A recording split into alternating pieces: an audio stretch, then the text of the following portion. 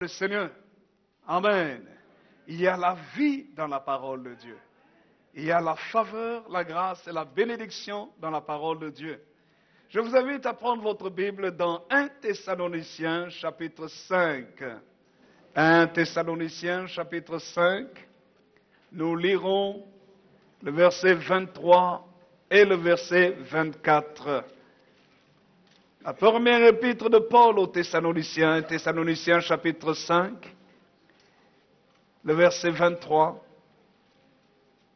le verset 24, nous lisons les Saintes Écritures ensemble. On peut projeter 1 Thessaloniciens 5, 23 et 24. Tous ensemble, nous lisons à haute voix la parole de Dieu. Lisons tous, je prie. Lisons 1 Thessaloniciens 5, 23, 24. Lisons 1, 2, 3. Que le Dieu de paix vous sanctifie lui-même tout entier et que tout votre être, l'esprit, l'âme et le corps, soient conservés irréprochables lors de l'avènement de notre Seigneur Jésus-Christ. Celui qui vous a appelé est fidèle et c'est lui qui le fera. Amen. Quelqu'un peut dire un vrai Amen? Quelqu'un dit Amen? Est-ce qu'on peut le relire bien fort, à haute voix? 1 Thessaloniciens, chapitre 5, versets 23 et 24. Relisons tous, relisons. Et que le Dieu de paix vous sanctifie lui-même tout entier, et que tout votre être, l'esprit, l'âme et le corps, soient conservés irréprochables lors de l'avènement de notre Seigneur Jésus-Christ. Celui qui vous a appelé est fidèle, et c'est lui qui le fera. Amen. Amen. Je voudrais continuer dans ce message d'il y a 2 semaines, la suite de notre message concernant l'apport du Saint-Esprit dans les 3 dimensions de l'homme. L'apport du Saint-Esprit dans les 3 dimensions de l'homme. Tel est notre message. Qu'est-ce que le Saint-Esprit en fait amène à l'être humain? Alléluia. Quelqu'un dit Amen? Quelqu'un peut dire Amen? Qu'est-ce que le Saint-Esprit amène dans l'être humain? Quel est l'apport du Saint-Esprit dans notre vie? La Bible dit ici, Paul dit aux Thessaloniciens, il dit que le Dieu de paix vous sanctifie lui-même, vous voyez, lui-même tout entier. Et il rajoute, il dit, et que tout votre être, l'esprit, l'âme et le corps soient conservés irréprochables lors de l'avènement de notre Seigneur Jésus-Christ. Et celui qui vous a appelé est fidèle. Et c'est lui qui le fera. Qu'est-ce que nous voyons? Nous voyons ici qu'il y a une description de l'homme, de sa constitution. Il est écrit tout entier et que tout votre être. Et il dit dans tout votre être, il y a l'esprit, il y a l'âme et il y a le corps. Tout entier, tout votre être, esprit, âme et corps. Écoutez-moi bien. Le monde aujourd'hui devient déséquilibré. Il y a un grand déséquilibre dans l'humanité. Hier soir, lorsque nous sommes rentrés chez nous, mon épouse m'a dit des choses horribles qui se passent dans le monde qu'elle a vues. À la télévision.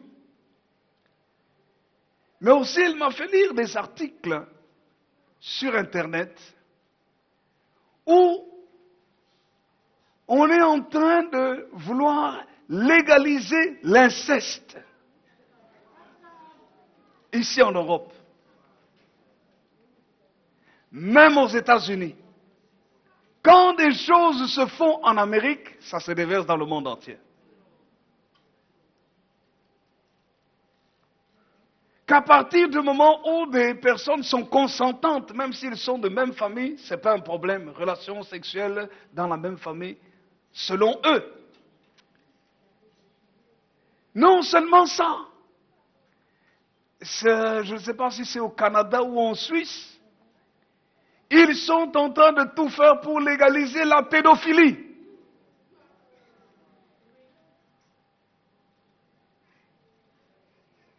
Qu'un adulte peut aller avec des enfants. Vous voyez le monde dans lequel nous sommes. Quand tu es en Christ, tu n'es pas conscient de tout ce qui se passe autour de toi. Parce que tu es plongé dans la vie de l'Église, tu es plongé dans la Bible. Quelque part, en fait, entre nous, l'Église protège beaucoup. Mais quelqu'un qui est dans la vie du monde, vous vous rendez compte comment son esprit peut être totalement souillé. Et vous savez ce que les pédophiles disent? Ils sont en train de dire, mais si les homosexuels ont eu leurs droits, et pourquoi pas eux? C'est ce qu'ils sont en train de dire. Quand au départ un scientifique s'est levé, des gens se sont levés, des psychiatres se sont levés en disant, il faut faire attention parce que ce sera une grande porte ouverte pour toutes sortes de dérives. Les homosexuels se sont levés en disant, non, ce n'est pas un problème, que c'est leur droit. Ok. Leur droit leur a été accordé. Mais il faut savoir qu'il y en a d'autres qui cherchent leur droit aussi. Et qu'est-ce que les gens vont faire? Aujourd'hui, des gouvernements, des États, des hommes de loi sont en train de légiférer là-dessus. En France, je sais qu'il y a aussi un débat là-dessus. Les gens se sont levés en disant que c'est une indignité, c'est une chose abominable. C'est un combat. Vous voyez, c'est l'état dans lequel le monde se trouve. Pour quelle raison? Parce qu'actuellement, le monde se focalise sur la culture du corps. Le corps. L'être extérieur, la chair, le corps. Et la satisfaction des désirs du corps, des désirs charnels. Il y a eu en France un scandale par rapport aux prothèses mammaires. Les personnes ont eu des sérieux problèmes dans leur santé parce que, on a voulu mettre les implants mammaires. On a voulu changer la nature que Dieu a donnée. On a voulu, entre guillemets, améliorer. Mais ça cause des problèmes. C'est la culture du corps. Je vous avais parlé il y a quelques semaines d'une belle femme qui s'est fait une noire. Elle est partie faire la chirurgie esthétique. Pourtant, elle était belle. Et pour gonfler une partie charnue de son corps. Et elle s'est rendue compte après un certain temps que ça n'allait pas dans son corps. Et on lui avait mis en fait du mastic. Vous savez ce qui s'est passé? Elle voyait que ses bras commençaient à devenir noirs. Les extrémités de ses bras, de ses mains, de ses pieds aussi. Vous savez ce qu'on a dû lui faire? On a dû lui couper les 2 bras et les 2 jambes. Parce qu'il y avait la gangrène. La gangrène, c'est la mort. On a dû couper. Sinon, la mort allait saisir tout son être entier. Pour la sauver, il fallait couper ses 2 bras. Pour la sauver, il fallait couper ses 2 jambes. Tout ça, c'est quoi? Parce qu'on a voulu, entre guillemets, arranger le corps, la culture du corps. C'est ce qu'il y a dans ce monde aujourd'hui. On recherche la satisfaction du corps. Quelles que soient les limites que l'on doit franchir, pour autant que ça puisse satisfaire la chair. L'homme est à la recherche de ce plaisir charnel, de cette satisfaction charnelle. Voyez, frères et sœurs, et à cause de cela, on met de côté l'âme et l'esprit. L'être humain devient déséquilibré. Des choses parfois que l'homme commet ne se retrouvent même pas chez les animaux, à une telle échelle, à un tel degré, à un tel niveau.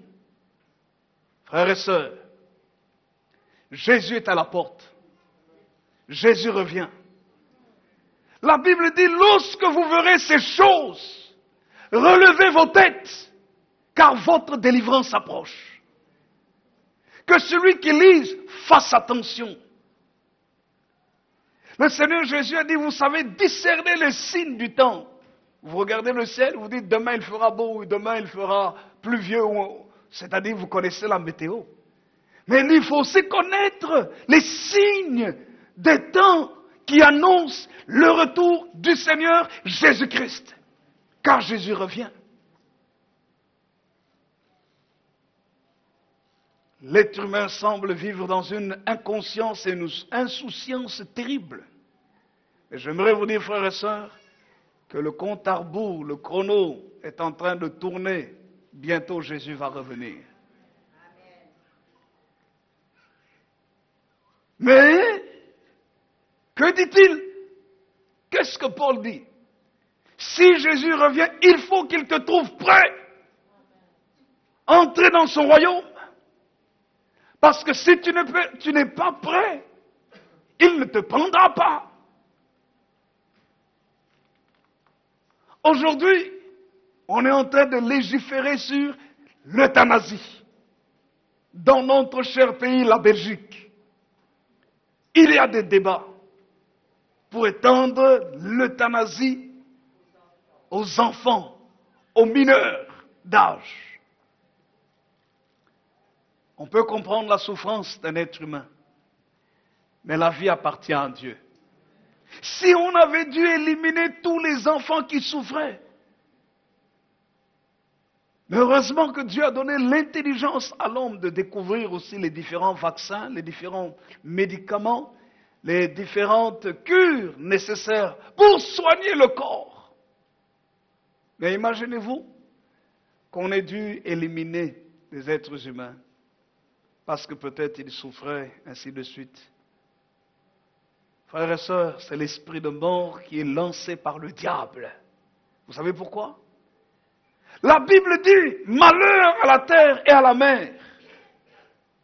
Parce que le diable est descendu vers vous, animé d'une ardente colère. Regardez ce qu'il est écrit. Nous lisons cela. Projetez cela. Apocalypse chapitre 12. Nous lisons à partir du verset 7. Verset 7, et c'est le verset 12 qui nous intéresse, mais j'aimerais que nous puissions lire. Apocalypse chapitre 12, verset 7, jusqu'au verset 12. Lisons tous ensemble haute voix, cela est projeté ici devant. Lisons. Il y eut guerre dans le ciel. Michel et ses anges combattirent contre le dragon. Et le dragon et ses anges combattirent. Mais ils ne furent pas les plus forts. Et leur place ne fut plus trouvée dans le ciel. À haute voix tous ensemble, verset 9. Et il fut précipité le grand dragon, le serpent ancien appelé le diable et Satan, celui qui séduit toute la terre. Il fut précipité sur la terre, et ses anges furent précipités avec lui. Et j'entendis dans le ciel une voix forte qui disait, « Maintenant le salut est arrivé, ainsi que la puissance, le règne de notre Dieu et l'autorité de son Christ. Car il a été précipité l'accusateur de nos frères, celui qui les accusait devant notre Dieu jour et nuit. Ils l'ont vaincu à cause du sang de l'agneau et à cause de la parole de leur témoignage. Et ils n'ont pas aimé leur vie jusqu'à craindre la mort. C'est pourquoi réjouissez-vous, cieux, et vous qui habitez dans les cieux.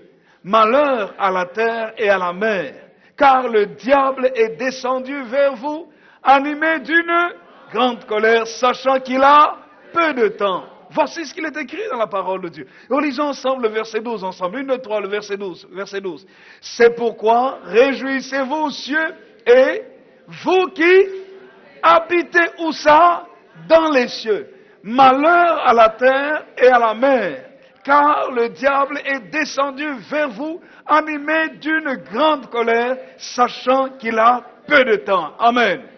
Quelqu'un dit un vrai Amen? Il dit malheur à la terre et à la mer. Malheur aux habitants de la terre. Mais réjouissez-vous, cieux et citoyens célestes, vous qui habitez dans les cieux. Dit, mais malheur à la terre et à la mer, parce que le diable est descendu vers vous, animé d'une grande colère, sachant qu'il a peu de temps. Et lorsqu'on voit l'activité du diable sur la terre, il est écrit au verset 9, « Il fut précipité, le grand dragon, le serpent ancien, appelé le diable et Satan. » Vous voyez, on nous montre ici des noms, 4 noms ici, dans un seul verset, 4 noms de Satan. Il est appelé le grand dragon, il est appelé le serpent ancien, il est appelé le diable, il est appelé Satan. 4 noms de Satan, le diable ici. Le grand dragon parce que c'est un destructeur. C'est tout ce qu'il aime faire. C'est le serpent parce qu'il est malicieux. Il est malin. Il est rusé. Il empoisonne. Il frappe par surprise. Il est appelé le diable parce que c'est celui qui divise. C'est l'adversaire de Dieu. Il est appelé Satan parce que c'est l'accusateur. Il aime accuser les enfants de Dieu pour qu'ils soient condamnés. Mais la Bible nous dit ceci de lui, qu'il est celui qui séduit toute la terre. C'est un séducteur. Regardez un peu comment aujourd'hui les gens ont tendance à croire que c'est pas grave. Ils peuvent faire tout ce qu'ils veulent. Et même s'ils se tuent, ils se suicident. Le suicide médicalement assisté. Ils vont aller au ciel. C'est ce que Satan fait croire aux gens. Satan fait croire que c'est pas grave. Dieu est tellement bon qu'il va accepter n'importe qui au ciel. C'est une séduction diabolique. La Bible dit qu'il n'y a qu'un seul chemin pour aller au ciel vers Dieu, c'est Jésus-Christ. Il n'y a pas deux chemins. Il n'y a qu'un seul. Jésus a dit, je suis le chemin, la vérité et la vie. Jean chapitre 14, verset 6. Lisons-le ensemble. Jean chapitre 14, verset 6. Nous lisons ensemble à haute voix. 1, 2, 3. Jésus lui dit, je suis le chemin, la vérité et la vie. Nul ne vient au Père que par moi. Vous voyez ce qu'il est écrit? Jésus lui dit, je suis le chemin, la vérité et la vie. Nul ne vient, c'est-à-dire personne ne vient au Père si ce n'est que par moi. À qui dit-il cela? Il parle à Thomas. Thomas, dans la Bible, c'est la figure de celui qui doute. Du moins, il est connu pour son doute. Quand Jésus était ressuscité d'entre les morts et qu'il est apparu aux autres, Thomas n'était pas là. Thomas ne croyait pas quand les autres lui ont dit. Ils ont tous dit, Jésus, nous l'avons vu. Il n'a pas cru. Mais au même Thomas, Jésus lui dit, je suis le chemin. Il n'a pas dit un des chemins. Je suis la vérité. Il n'a pas dit une vérité. Je suis la vie. Il n'a pas dit une des vies. Je suis la vie. Et il dit, nul, personne ne vient au Père, c'est-à-dire le Créateur, que par moi, l'exclusivité, que par moi. Cela veut dire par là que si quelqu'un n'aime pas Jésus, si quelqu'un n'accepte pas Jésus dans son cœur comme Seigneur et Sauveur, il ne peut pas aller au Père. Il ne peut pas. Parce que la seule personne qui a versé son sang pour que les hommes soient sauvés, c'est Jésus-Christ. La seule personne qui soit morte pour l'humanité, c'est Jésus-Christ. La seule personne qui a offert son sang à Dieu et Dieu a accepté, c'est Jésus-Christ. La seule personne dont on nous parle qui est morte et ressuscitée d'entre les morts et n'est pas apparue à ses disciples sous forme de vision ou de fantôme ou d'esprit, mais physiquement, corporellement. Il a mangé avec ses disciples après sa résurrection. C'est le Seigneur Jésus-Christ. Il s'est manifesté pendant 40 jours avant de monter au ciel. Les gens l'ont vu. Plus de 500 personnes à la fois l'ont vu monter au ciel. C'est Jésus-Christ. Il n'y a personne dans l'histoire de l'humanité, quel que soit son rang religieux, quel que soit son aura spirituelle, n'a fait ce que Jésus a fait. Bouddha n'a pas fait ce que Jésus a fait. D'ailleurs, entre nous, il y a plusieurs Bouddhas. Mais il n'a pas fait. Confucius n'a pas fait cela. Mahomet, il y a le pèlerinage à la Mecque. Je ne sais pas s'il a déjà fait ce week-end ou je ne sais plus quand. Ou c'est bientôt. Mais chaque année, tout bon musulman doit faire au moins son pèlerinage, au moins une fois dans sa vie, aller à la Mecque, au tombeau de Mahomet. Mais quand vous allez en Israël, le tombeau de Jésus-Christ est vide. Il est ressuscité. Alléluia. Vous ne trouverez pas le corps de Jésus ni des reliques. Vous ne trouverez pas Jésus là-bas. Parce qu'il est resté juste 3 jours dans le tombeau.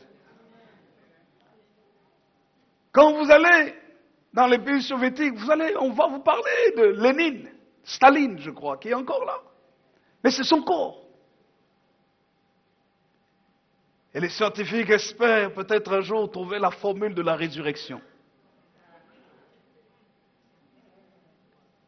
Il n'y a pas de formule de résurrection. La résurrection est une personne, c'est Jésus-Christ. Il a dit, celui qui croit en moi vivra, même s'il meurt, je le ressusciterai au dernier jour. C'est Jésus. C'est pour cela que l'apôtre Paul, parlant aux Thessaloniciens, dans 1 Thessaloniciens chapitre 5, il dit des choses très très importantes, comme nous l'avons lu. Il dit que le corps, l'âme et l'esprit soient conservés irréprochables lors de l'avènement de notre Seigneur Jésus. Jésus va revenir. Mais Jésus veut chercher des hommes et des femmes dans lesquels le Saint-Esprit a travaillé dans tout l'être entier, dans tout le corps, l'âme et l'esprit, parce que ce sont les compositions de l'être humain, l'esprit, l'âme et le corps. La première chose que nous pouvons dire, qu'est-ce que le Saint-Esprit produit dans notre esprit? Le Saint-Esprit vient, quand quelqu'un accepte Jésus, vient produire la régénération de son esprit. Nous lisons la parole de Dieu dans Tite, chapitre 3. Tite, chapitre 3, nous lisons, on voit la parole de Dieu, verset 1er jusqu'au verset 7. Nous lisons ensemble Tite, chapitre 3, versets 1 à 7. Lisons à haute voix, 1, 2, 3. Lisons. Rappelle-leur à haute voix. Est-ce qu'on peut lire en ouvrant bien notre bouche? Parce que la parole que nous libérons a une puissance. 1, 2, 3. Rappelle-leur d'être soumis aux magistrats et aux autorités, d'obéir, d'être prêts à toute bonne œuvre, et de ne médire de personne, d'être pacifique, modéré, plein de douceur envers tous les hommes. Car nous aussi, nous étions autrefois insensés, désobéissants, égarés, asservis à toute espèce de convoitise et de volupté, vivant dans la méchanceté et dans l'envie, dignes d'être haïs et nous haïssant les uns les autres. Mais lorsque la bonté de Dieu, notre Sauveur, et de son amour pour les hommes ont été manifestés, il nous a sauvés non à cause des œuvres de notre justice que nous aurions faites, mais selon sa miséricorde, par le bain de la régénération et le renouvellement du Saint-Esprit. Il a répandu sur nous avec abondance par Jésus-Christ notre Sauveur, afin que, justifiés par sa grâce, nous devenions héritiers dans l'espérance de la vie éternelle. Amen. Quelqu'un dit Amen. Qu'est-ce que le Saint-Esprit produit dans la vie de l'être humain? Écoutez-moi bien, écoutez-moi bien, écoutez-moi bien. Le plus important, ce n'est pas quand quelqu'un vient seulement à l'église. Mais le plus important, c'est quand quelqu'un invite Jésus dans sa vie comme Seigneur et Sauveur. Si tous les gens que nous avions invités dans l'église avaient accepté Jésus, notre église aujourd'hui aurait plus de 20 000 personnes. Combien de personnes avez-vous invitées à l'église? C'est pas ça que Jésus nous demande de faire.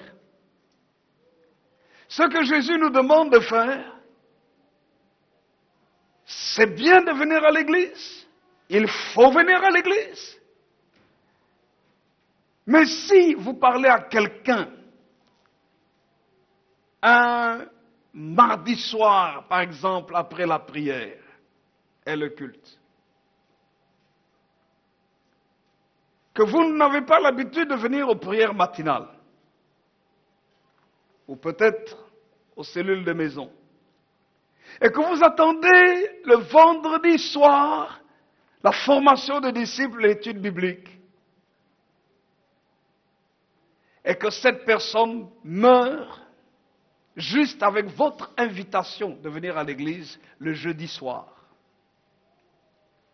J'aimerais vous dire, frères et sœurs, elle ne va pas au ciel. Ce n'est pas l'invitation à venir dans l'église qui amène quelqu'un au ciel. Ce qui amène quelqu'un au ciel, c'est lorsqu'elle invite Jésus-Christ dans sa vie comme Seigneur et Sauveur. À ce moment-là, Jésus devient son Seigneur. À ce moment-là, Jésus sauve la personne de l'enfer. Jésus pardonne la personne de ses péchés. Jésus présente la personne au Père Céleste en disant, maintenant, cette personne m'appartient. Je suis son Seigneur et son Sauveur. Si cette personne-là meurt avant de mettre les pieds dans l'enceinte de l'église, elle est au moins sauvée.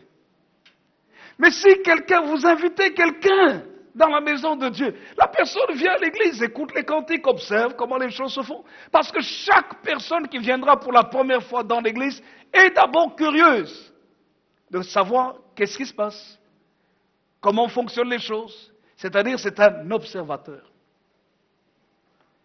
Quelqu'un peut venir en tant qu'observateur et puis commence à penser, tiens, ce que le pasteur a prêché, ce que tel frère a prêché ou telle personne a prêché, ce que tel, les chants là, oh c'était beau, oh ben tiens, ça m'a fait du bien, tiens, je réfléchis, tu réfléchis.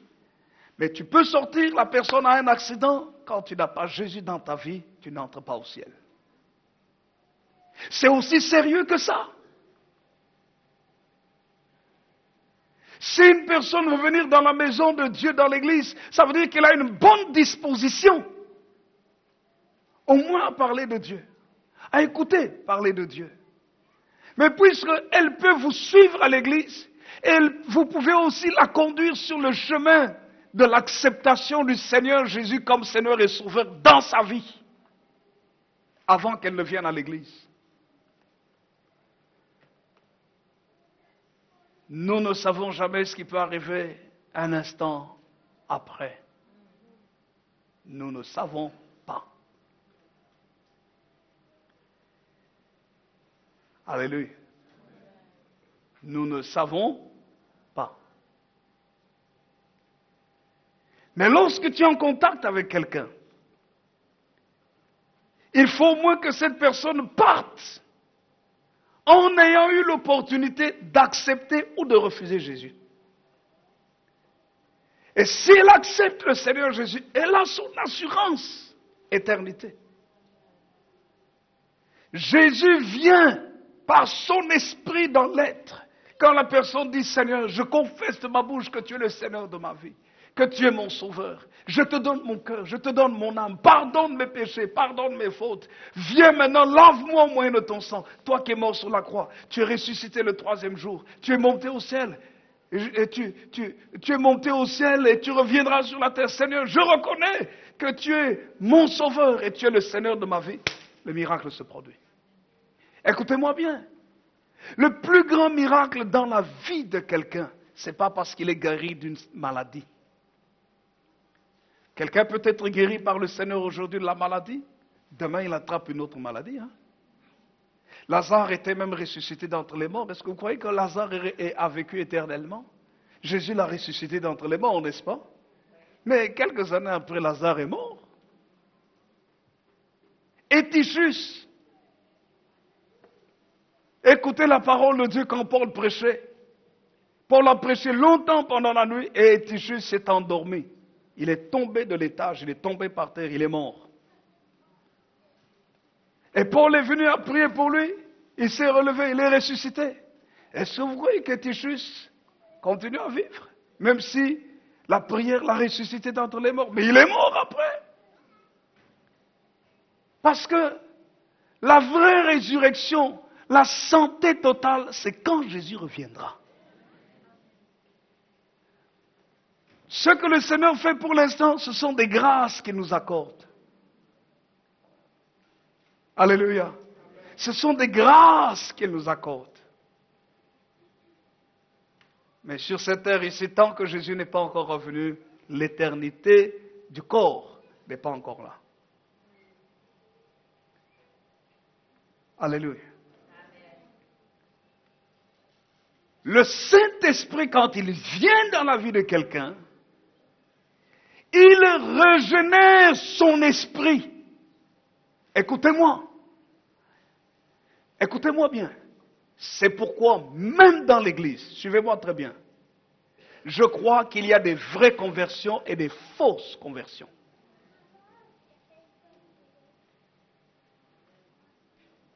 Je crois que même ici au milieu de nous, il y a des vrais convertis et des faux convertis. Je crois que même ici au milieu de nous, si Jésus revient ici, il y en a qui sont prêts à partir au ciel et il y en a d'autres qui vont rester. C'est aussi triste à dire que ça, mais c'est la vérité. Dans ce monde, aujourd'hui, on n'aime pas, même dans les églises, qu'on nous dise la vérité. Mais je dois vous dire la vérité.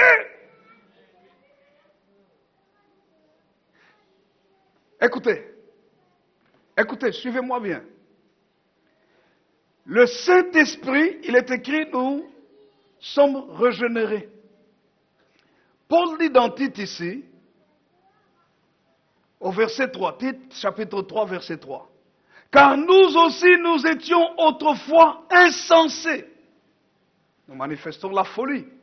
La Bible dit, l'insensé dit en son cœur, il n'y a point de Dieu, il ne punit pas. C'est ce que l'insensé dit. Nous étions désobéissants. On ne veut pas se soumettre à Dieu, on ne veut pas obéir aux instructions que nous recevons. Faisons ce que nous voulons, rebelles, égarés, perdus dans des faux raisonnements. Ainsi de suite. Et la Bible dit, asservis à toute espèce de convoitise et de volupté. Esclaves de la sexualité. Esclaves de la méchanceté. Esclaves des mauvais penchants, esclaves des mauvaises choses, esclaves de l'égoïsme, esclaves, asservis à toutes sortes de voluptés, à toutes sortes de convoitises, ce que l'on désire et on sait que c'est malsain, on le fait parce qu'on est esclave. Et on ne sait pas comment s'en débarrasser parce que simplement on est obligé de le faire. Parce qu'on est esclave. L'esclave est obligé. C'est pour ça que Jésus a dit une chose très très importante. Écoutez-moi bien, chaque être humain sans Jésus est un esclave. Qu'il le veuille ou pas, Qu'il admette ou pas, il est esclave. C'est maintenant lorsqu'on prend le temps d'analyser sa vie et qu'il accepte de se regarder honnêtement dans un miroir, dans le miroir de sa vie, qu'il va reconnaître effectivement qu'il est esclave, esclave de ses mauvaises pensées, esclave de son mauvais caractère, esclave des passions, des choses qui sont en lui. Il sait que c'est mal. Entre guillemets, ça lui fait du bien pendant un certain temps, mais il sait que c'est mauvais, mais il ne sait pas comment s'en débarrasser. C'est l'esclavage. Mais que disent les Saintes Écritures? Oh, j'aime ce que le Seigneur Jésus dit. Vous savez, quand Jésus parle dans l'évangile de Jean, au chapitre 8, j'aimerais que nous puissions lire ce texte. J'aime ce texte. Jean chapitre 8, verset 30. Nous lisons Jean chapitre 8, verset 30 jusqu'au verset 35. Jean 8, 30 à 35. Lisons tous ensemble à haute voix la parole de Dieu, je vous prie. Lisons Jean 8, 30 à 35. Lisons 1, 2, 3. Comme Jésus parlait ainsi, plusieurs crurent en lui. Il dit aux Juifs qui avaient cru en lui, si vous demeurez dans ma parole, vous êtes vraiment mes disciples, vous connaîtrez la vérité. Et la vérité vous affranchira. Ils lui répondirent, nous sommes la postérité d'Abraham et nous ne fûmes jamais esclaves de personne. Comment dis-tu, vous deviendrez libres? En vérité, je vous le dis, leur répliqua Jésus, quiconque se livre au péché est esclave du péché. Or, l'esclave ne demeure pas toujours dans la maison, le Fils y demeure toujours. Si donc le Fils vous affranchit, vous serez réellement libre. Relisons le verset 36. Si donc le Fils vous affranchit, vous serez, une troisième fois, si donc le Fils vous affranchit, vous serez réellement libre. Ça veut dire que la vraie liberté ne se donne que par Jésus-Christ. Vous voyez, les Juifs lui disent, ils disent, mais non, nous sommes libres, nous n'avons jamais été esclaves de personne. C'était leurs ancêtres qui avaient été des esclaves en Égypte. Mais eux non, même s'ils étaient sous la domination romaine. Mais Jésus leur explique, Jésus leur dit, quiconque, n'importe qui se livre au péché est esclave du péché. Et c'est là maintenant que dans la Bible on peut voir c'est quoi le péché. Tu peux venir à l'église, mais si tu te livres aux calomnies, c'est un péché, parce que tu détruis la vie de quelqu'un. Si tu te livres à la débauche, l'impudicité, c'est un péché, parce que tu livres ton corps à gauche, à droite. La Bible dit, tu es esclave du péché. Si tu te livres au mensonge, c'est un péché. Pour toi mentir, tu dis non, c'est pas grave, bon, je vais demander pardon à Dieu après. Mais tous les jours, tu veux demander pardon à Dieu après pour le péché. Ça veut dire que tu es esclave du péché, de mensonge. Et la Bible parle du diable comme étant le père du mensonge. Dans Jean chapitre 8, le verset 44. Vous voyez comment est-ce qu'on peut être esclave? Si tu es tout le temps dans les disputes, les querelles, tu es esclave du péché. Tu peux dire, moi je suis libre, je suis libre. Un simple problème arrive, la colère monte, la querelle arrive. Tu es même devant les gens. On te dit, calme-toi. Tu dis, non, moi aussi je dois me faire, calme-toi. Non. C'est l'esclave. Le démon de la colère t'oblige à manifester la colère et la querelle. Parce que tu es son esclave. On vient, on te raisonne, on dit, non, arrête, tu es en train de déranger tout le monde. Non, c'est pas mon problème. Mais on dit, mais tu es un homme respectable. Non, là, en tout cas, non, il va voir. Ah bon? Mais tu es une femme respectable. Non, elle va voir. Elle sait pas qui je suis. Tu es esclave. Tu as besoin que Jésus te libère. Alors il faut te poser la question par rapport à ta conversion. Comment marches-tu? Vous savez, excusez-moi, mais on aime tellement les bénédictions de Dieu. On aime tellement que Dieu nous bénisse. Bénis mon travail, bénis ma famille, bénis ma santé, bénis, bénis, bénis, bénis. Mais écoutez, Dieu ne nous appelle pas seulement à être bénis par lui, mais est-ce que nous pouvons bénir Dieu aussi? Est-ce que notre vie peut être une bénédiction pour le royaume de Dieu? Est-ce que nous pouvons être une bénédiction pour ce monde? Les gens peuvent-ils nous regarder et dire non, je voudrais être comme elle, je voudrais être comme lui, parce que je vois en lui, je sais qu'il prie, je voudrais être aussi comme lui. Quand il parle, il amène la vie, il donne des bons conseils. Quand il y a un problème, on ne le voit pas dans tous ses états, même si il peut peut-être s'emporter, mais après il répare, il s'excuse, et voilà, il est conciliant, il recherche la paix. C'est pas un destructeur, une destructrice. Frères et sœurs, c'est sérieux. Jésus revient. Quand est-ce qu'il reviendra? Nous ne savons pas. Quand est-ce que nous allons mourir? Aucun d'entre nous ne le sait. Mais j'aimerais vous dire que tous nous mourrons si Jésus ne revient pas avant. Mais personne ne sait quand. Écoutez-moi bien. Je vais même vous dire qu'un vrai chrétien n'a même pas peur de la mort. Non. Il n'a pas peur. Moi, si on me dit que maintenant, là, je dois partir au ciel, je dis, Seigneur, viens, prends-moi. Si tu n'es pas capable de dire, Seigneur, viens, prends-moi, tu as un problème.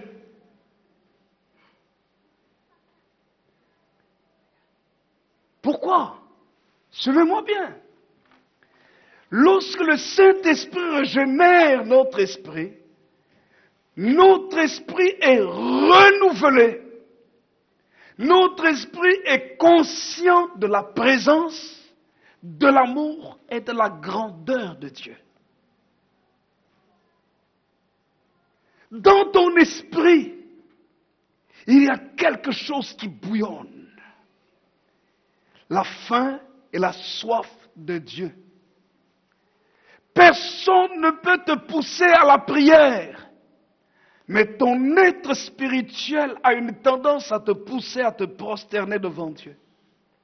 Tu n'as pas besoin d'attendre de venir à l'église pour louer le Seigneur, pour prier. Ton être spirituel te pousse. Comme notre corps physique, quand il a faim, notre corps physique, quand il a un manque de nourriture, quand nous avons faim et nous avons soif, tu peux faire tout ce que tu veux. Ton corps va te dire, va boire, va manger. De la même manière, notre être spirituel, quand il a rencontré l'amour de Dieu par Jésus-Christ, notre être spirituel a soif de Dieu. Il a faim de Dieu. Être dans l'église, dans la maison de Dieu, là où se trouve la présence de Dieu, c'est l'endroit le meilleur pour lui. C'est là où notre être se sent bien. Parce que notre esprit est régénéré. Quand il faut pousser quelqu'un pour venir à l'église, il n'est pas né de nouveau. Son esprit est dans le coma spirituel. Combien il y a de comateux, même dans nos églises? Il ne faut pas être comateux. Certains, leur esprit est malade.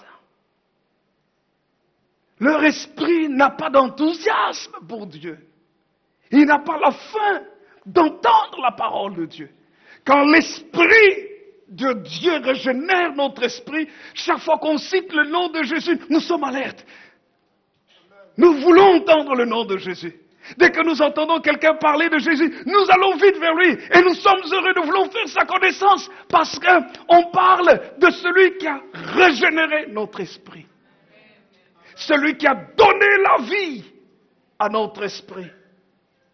Frères et sœurs, Dieu cherche des hommes et des femmes régénérés.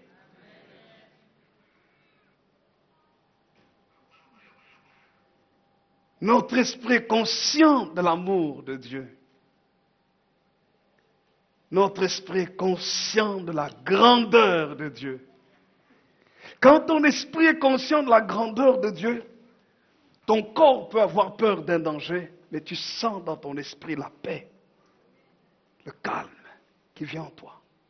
Tu sens, tu entends en toi, au plus profond de toi, comme une voix qui te dit, n'aie pas peur, je suis avec toi. Ne crains rien. C'est dans ton esprit. Tu sens que ton âme, tes émotions veulent s'inquiéter, mais tu sens à l'intérieur de toi quelque chose qui te dit, ne t'inquiète pas, je suis avec toi. Parce que tu es régénéré.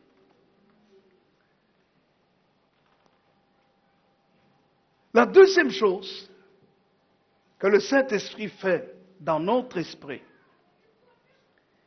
le Saint-Esprit communique la force à notre esprit. C'est-à-dire, le Saint-Esprit va venir mettre dans notre esprit ou donner la force, la puissance aux dons spirituels que Dieu a mis en nous. De la même manière que notre corps physique a des muscles, nous avons des nerfs. De la même manière, notre être spirituel peut être fortifié. Notre être spirituel, 1 Corinthiens chapitre 12 nous parle des dons spirituels, peut recevoir les dons du Saint-Esprit. Où tu peux connaître des choses, tu peux prier pour quelqu'un, et tu reçois la révélation de son problème exact.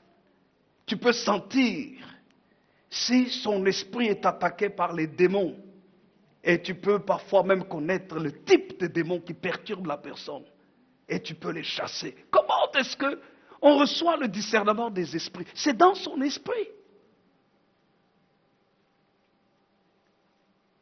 Tu es en train de prier avec quelqu'un, il ne t'a pas dit son problème, tu pries avec lui et tu sens dans son esprit qu'il y a un esprit qui veut détruire sa vie, l'esprit de mort. Comment est-ce que tu le sais?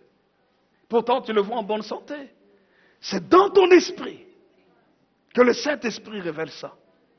Et lorsque tu commences à prier, tu ordonnes, puisque ton esprit a été vivifié, a été régénéré, a été fortifié par le Saint-Esprit. Tu as la puissance spirituelle. C'est pourquoi dans Actes des Apôtres, chapitre 1, verset 8, le Seigneur dit, vous recevrez une puissance, le Saint-Esprit.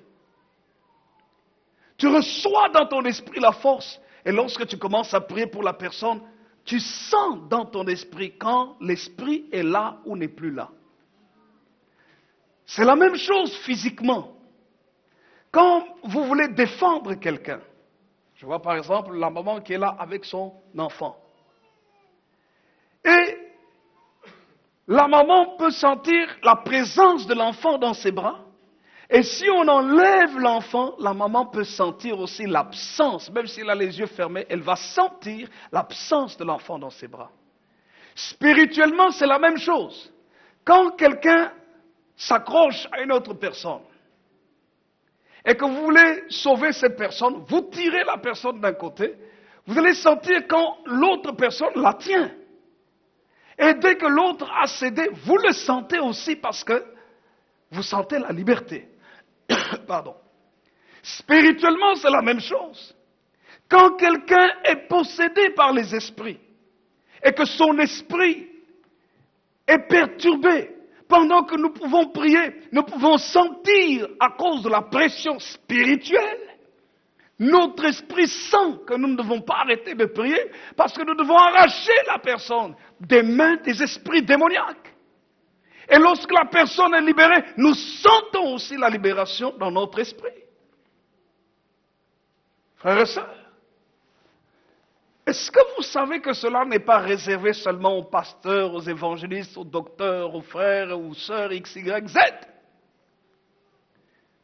Marc 16 nous dit, voici les miracles qui accompagneront tous ceux qui auront cru. Vous pouvez vous imaginer, écoutez-moi bien un peu. Vous pouvez vous imaginer un peu quel serait un déploiement de puissance si tout le monde ici, dans l'église ici, était rempli dans son esprit du Saint-Esprit. Vous pouvez vous imaginer? Le travail qui se ferait dans vos familles, dans votre entourage, dans la ville. Nous sortons de l'église, c'est la puissance de Dieu qui sort au travers de nous. Et cette puissance au travers de chacun se répand dans la ville. Les solutions viennent, les captifs sont délivrés. Ceux qui sont possédés par les démons sont libérés. Dans les maisons, les délivrances se font. Les gens sont libérés des mauvaises choses. Mais le diable amène trop de distractions, même dans l'église du Seigneur. On n'est pas conscient de ce que Dieu veut nous donner. Et ce que Dieu veut faire avec nous. C'est pour ça qu'on est tellement dans les compromis. On est léger, pas suffisamment conséquent. On ne prie pas suffisamment pour nourrir notre être spirituel. On ne lit pas suffisamment la Bible pour fortifier notre être spirituel. On attend le dimanche. Comment est-ce que tu peux attendre? Pourquoi est-ce que je parle comme ça ce matin? Comment est-ce que tu peux attendre quelqu'un le dimanche seulement pour ouvrir ta Bible? Comment? Et tu veux être fort spirituellement, le péché va dominer sur toi parce que tu as besoin de manger la parole de Dieu chaque jour. Comme chaque jour tu as besoin de boire et de manger. Chaque jour ton esprit a besoin de boire et de manger. Ton esprit a besoin de la parole de Dieu. Ton esprit a besoin de la présence de Dieu. Ton esprit a besoin de la prière chaque jour. Comment est-ce que tu peux venir à l'église sans ta Bible? Si à l'église, même à l'église, tu viens sans ta Bible, chez toi, où est ta Bible?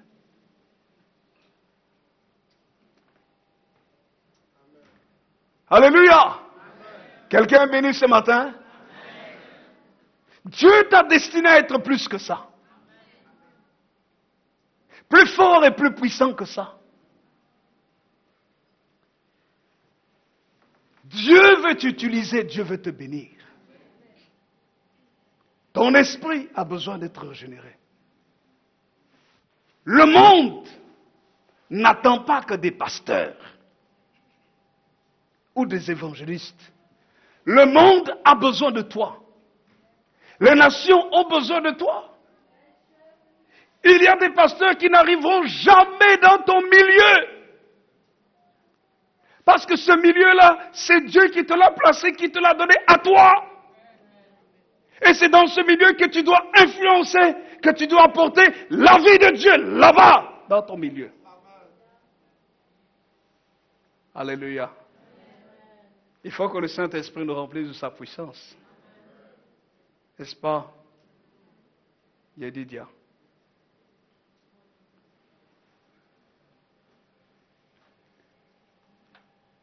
La deuxième chose. Maintenant, la deuxième chose générale. Le Saint-Esprit produit la transformation de notre âme par la guérison et la restauration. Le Saint-Esprit produit la transformation de notre âme ou de nos émotions par la guérison et par la restauration. Guérison et restauration. Dites à votre voisin, guérison et restauration.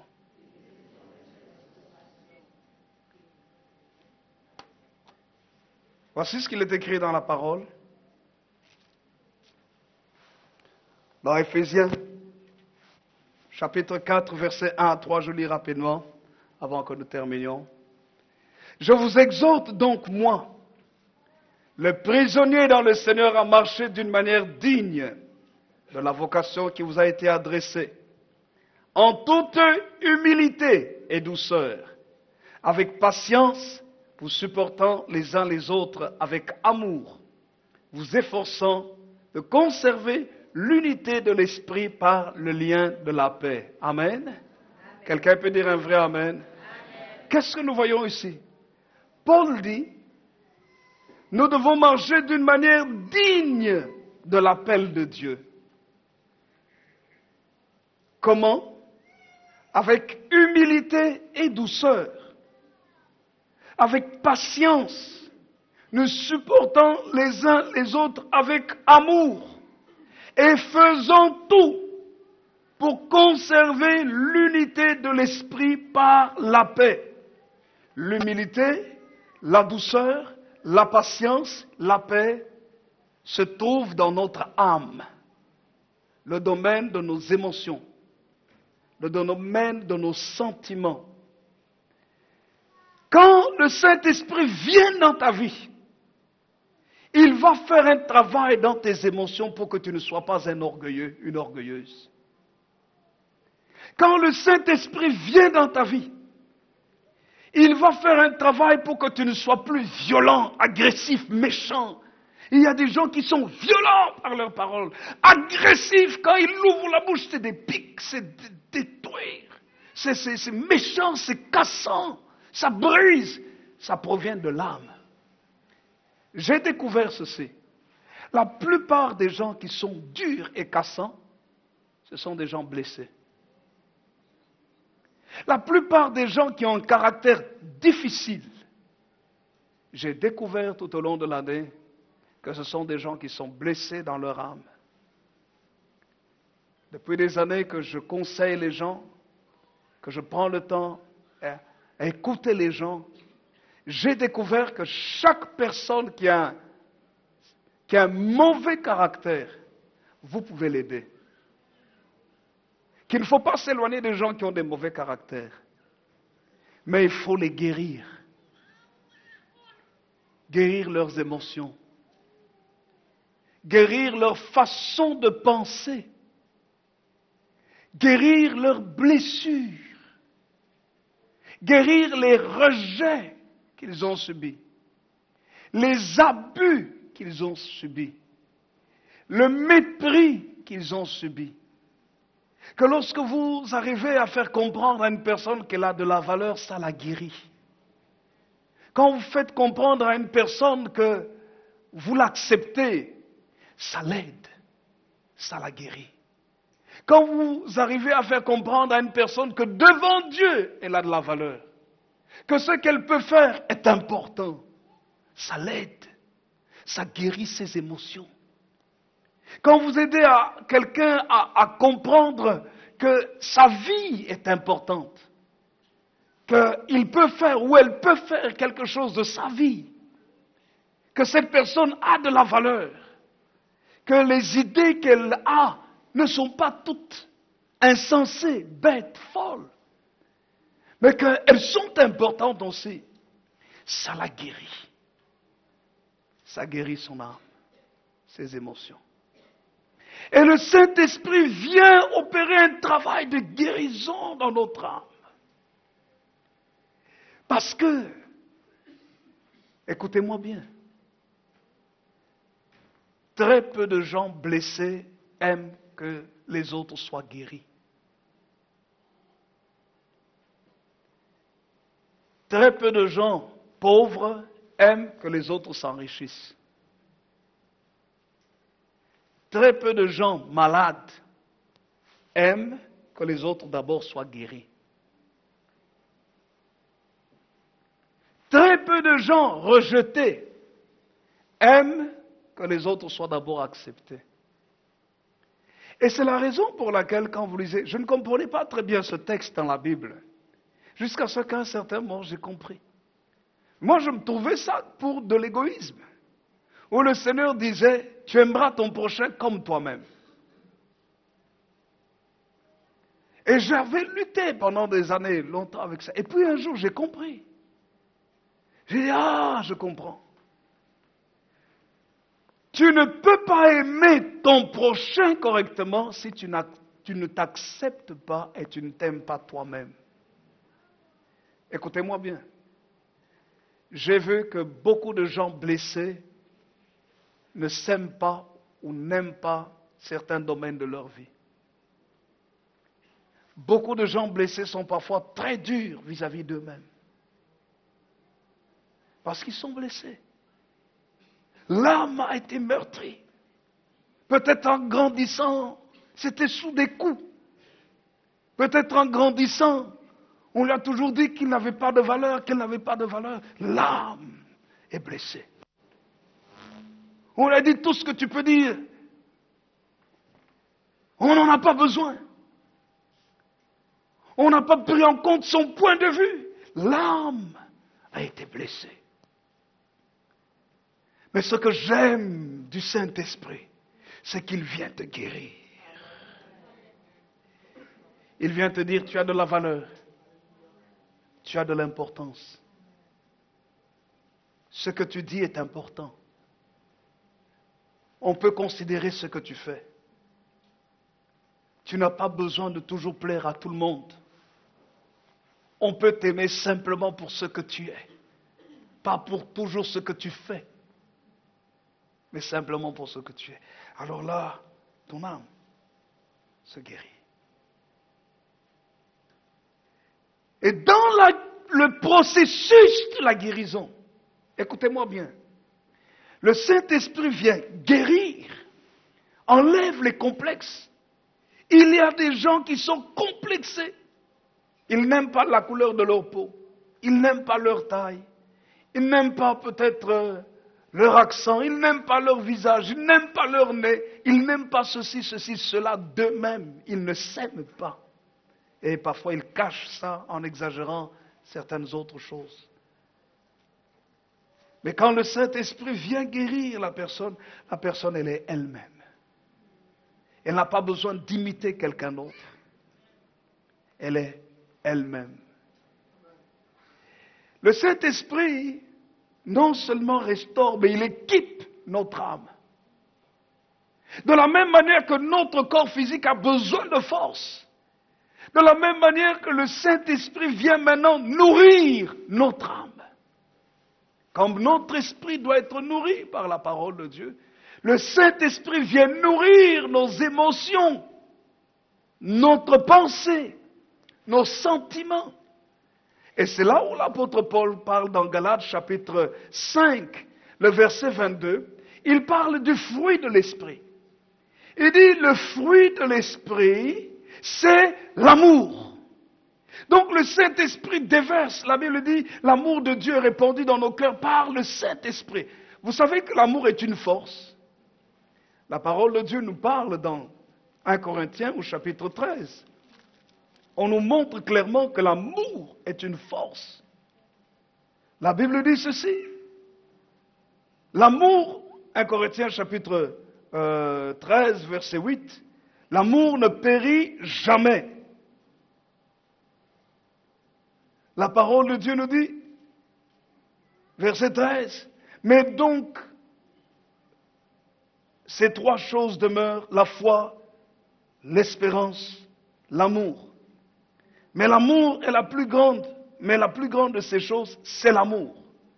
La Bible dit, l'amour est plus fort que la mort. Il y a une puissance dans l'amour. Le Saint-Esprit vient déposer dans notre âme l'amour. De telle manière que quelqu'un peut te haïr, mais tu trouves en toi une force pour lui pardonner. Quelqu'un peut te faire du mal, mais tu trouves en toi une force pour dire c'est pas grave, je te pardonne. C'est le Saint-Esprit qui donne la force à ton âme. Le Saint-Esprit vient mettre la joie. Il y a des gens qui ne sont jamais joyeux, visage triste. Une situation arrive, ils ne sont jamais contents. Ils peuvent rire, mais dès qu'une petite difficulté arrive, ils disent mais où est Dieu? Ils remettent tout en question. Parce que leur âme ne se nourrit pas suffisamment. Nous devons nourrir notre âme de la joie. N'est-ce pas qu'il est écrit dans Néhémie que la joie est une force? La joie du Seigneur sera votre force, nous disent les Saintes Écritures. Dans Néhémie chapitre 8, verset 10. Car la joie de l'Éternel sera votre force, la joie de notre âme. Vous savez que le Saint-Esprit va mettre en nous la joie qui est communiquée par la connaissance spirituelle. C'est que si tu sais que Dieu est grand, si tu sais que Jésus est vivant, un problème arrive, même dans les problèmes tu vas te réjouir, tu vas dire, oh Seigneur, je te loue et je te bénis. Parce que je sais que le problème est grand devant moi, mais je sais aussi que j'ai un grand Dieu. Et ce grand Dieu-là va me donner la victoire. Les gens vont te prendre pour un fou, une folle. Ils vont dire, mais tu as un problème et tu es en train de rire. Oui, tu dis, oui, je sais pourquoi je ris. Parce que dans mon esprit, je ne suis pas seul, mais j'ai un grand Dieu. Et c'est ce grand Dieu-là qui va me donner la victoire. Comment? Je ne sais pas. Mais j'attends ses instructions. S'il ne me donne aucune instruction, je sais qu'il a une leçon à me donner au travers de cette situation. Quelqu'un peut dire un vrai amen. La force de l'Éternel, la joie du Seigneur sera votre force. Le Saint-Esprit vient communiquer la paix. Tu as une telle tranquillité en toi. Vous savez, je revenais des États-Unis, ce vol-là, je vous assure, il y a des vols d'avion, quand vous entrez là-dedans, vous vous posez la question si vous allez arriver.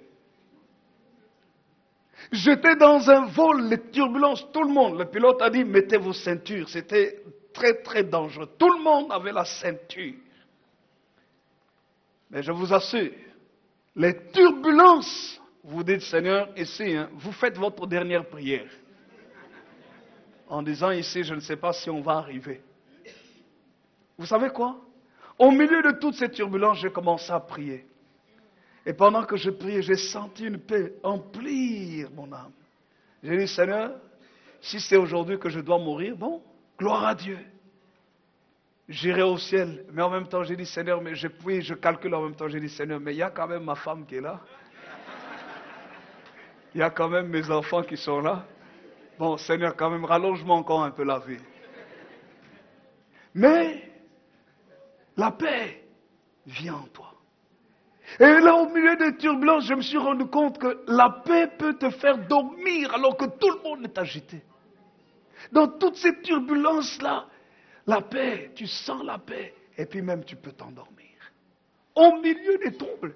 Et c'est là que j'ai compris comment est-ce que Jésus pouvait dormir dans le bateau. Vous vous rendez compte? Les gens, les vagues sont en train de venir, le bateau est balancé à gauche, à droite. Les disciples sont agités, ils sentent la mort. Et Jésus est en train de dormir. Pourquoi? Parce que la paix du Saint-Esprit est en lui. Son âme était remplie de paix. Les disciples viennent et reviennent et disent, ne t'inquiète pas. D'où viennent les inquiétudes? C'est de notre âme. Ne t'inquiète pas que nous périssons. N'est-ce pas que le Seigneur Jésus a dit dans Matthieu chapitre 6, il dit, ne vous inquiétez de rien. N'est-ce pas? Ce n'est pas par tes inquiétudes que tu pourras rallonger ta vie. Quand la paix du Seigneur remplit ton âme, au milieu des troubles, tout le monde est agité. Et toi, tu peux être tranquille, tu peux même dormir. Ce n'est pas de l'insouciance. Tu sais ce qui se passe. Mais l'Esprit de Dieu met en toi le calme.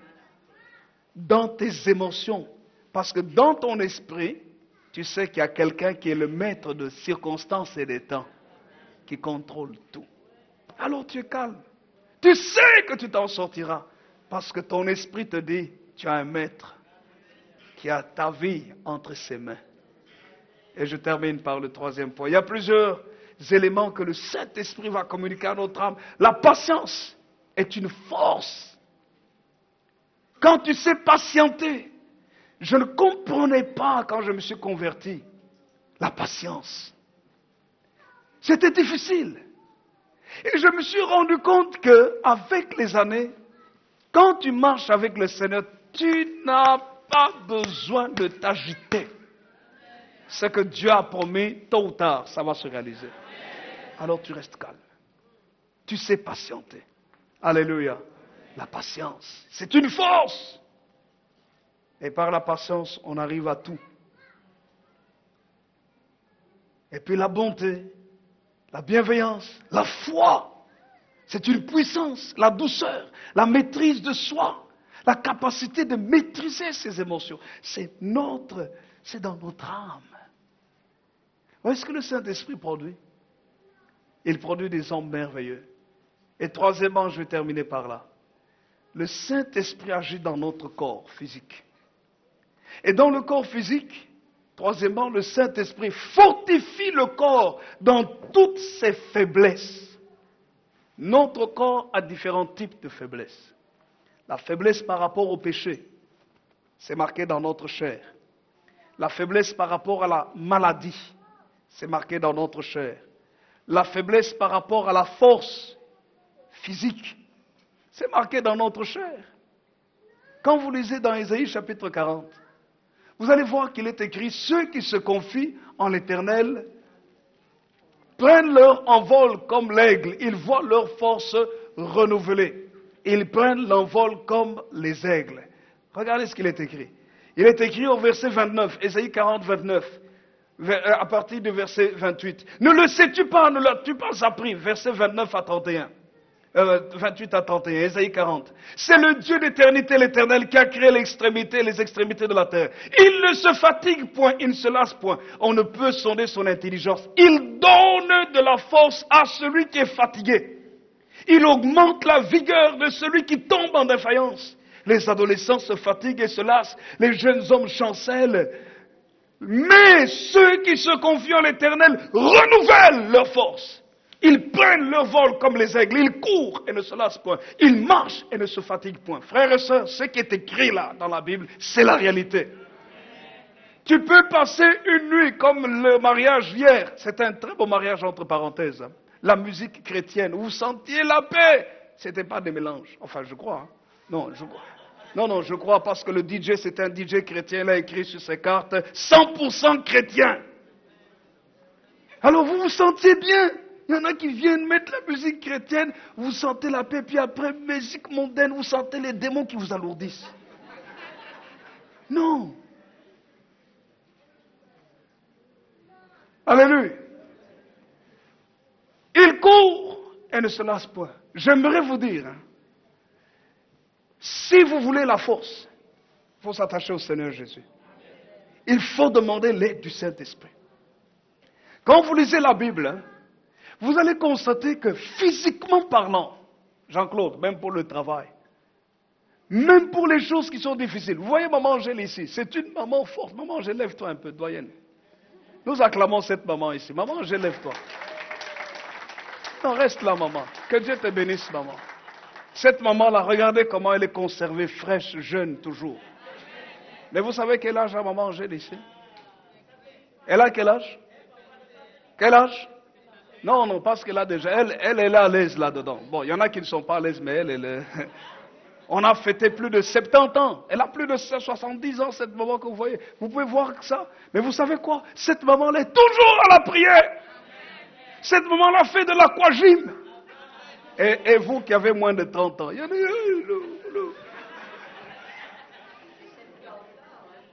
Ah. Elle a plus. Alléluia. Quelqu'un peut dire un vrai amen? Amen. Vous savez, moi je faisais des sports, beaucoup de sports. Je peux vous garantir, quand vous faites du sport, vous vous sentez fort. Mais j'aimerais vous dire que j'ai plus de force et plus de résistance avec le Saint-Esprit qu'avec le sport. Je peux dormir 1 heure, être très bien. Parfois mon épouse me dit, mais d'où est-ce qu'elle vient ta force? Moi je sais. Le Saint-Esprit, quand il vient à toi, il te régénère. C'est pour ça que quand tu te sens fatigué, commence à prier. Invoque le Saint-Esprit, chasse les démons de faiblesse. Tu vas voir que la force va venir en toi. Quelqu'un dit Amen. Je puis tout par celui qui me fortifie. Christ va te donner la force. Alors même si tu sors à une fête de mariage, tu vas bénir ton frère, tu es capable de venir le matin à 9 heures pour la prière ou à 8 heures pour l'exercice de ton ministère. Parce que si des gens plus âgés, vous les jeunes gens là, c'est à vous que je parle. Si des personnes plus âgées peuvent faire cela, et vous qui êtes jeunes, vous ratez les ministères. Oh, parce qu'on a été au mariage? Non, ce n'est pas une excuse. Et si Jésus revient juste ce jour-là en disant, je vais prendre tous ceux qui sont dans l'église après le mariage? Non. Bon, le Seigneur ne calcule pas comme nous calculons. Mais tout ça, c'est pour dire quoi? C'est pour dire que tu peux être fort dans ton corps. Dites à votre voisin, n'accepte pas la faiblesse dans ton corps. Jésus peut te donner la force. Vous savez que, écoutez-moi bien, même quand vous êtes malade,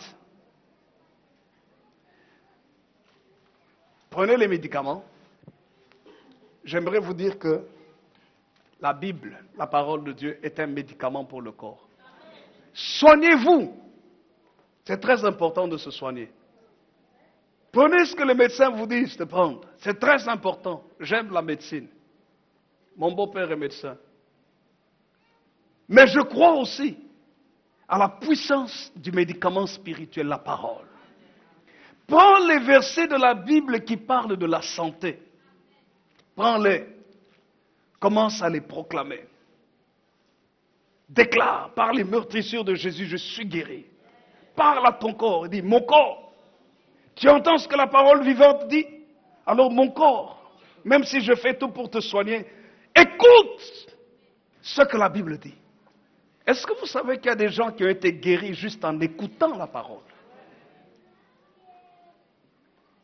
Est-ce que Jésus n'a pas guéri beaucoup de corps par sa parole? C'est écrit dans la Bible. Si Jésus a guéri les corps malades par sa parole, nous avons sa parole. Tu peux prendre la parole de Dieu chez toi à la maison et tu commences à lire tous les passages qui parlent de la guérison. Et tu dis, ce passage ici, je l'applique dans ma vie au nom de Jésus, au nom de Jésus. Il est écrit, par ses meurtrissures nous sommes guéris. Il s'est chargé de mes douleurs, de mes infirmités. Le châtiment qui me donne la paix est tombé sur lui. Au nom de Jésus, je déclare ma guérison. Il est écrit, il a envoyé sa parole et sa parole les guérit. Il est écrit, mon corps reçoit la guérison. Jusqu'à ce que les cellules de ton corps entendent la voix du Créateur.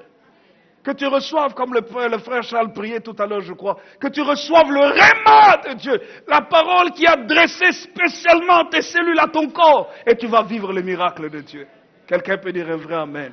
Le Saint-Esprit est capable de te donner la force. Là, on a dit que tu vas mourir. Tu dis non, je ne mourrai pas. Je raconterai les merveilles du Seigneur.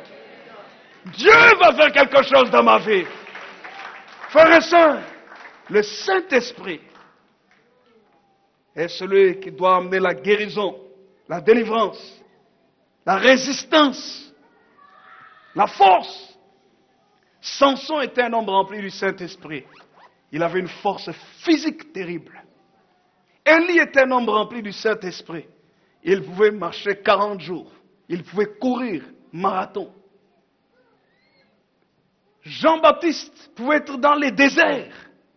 Il était rempli de l'Esprit de Dieu. La force nous est donnée par le Seigneur. Que le Seigneur notre Dieu nous bénisse et qu'il bénisse sa parole.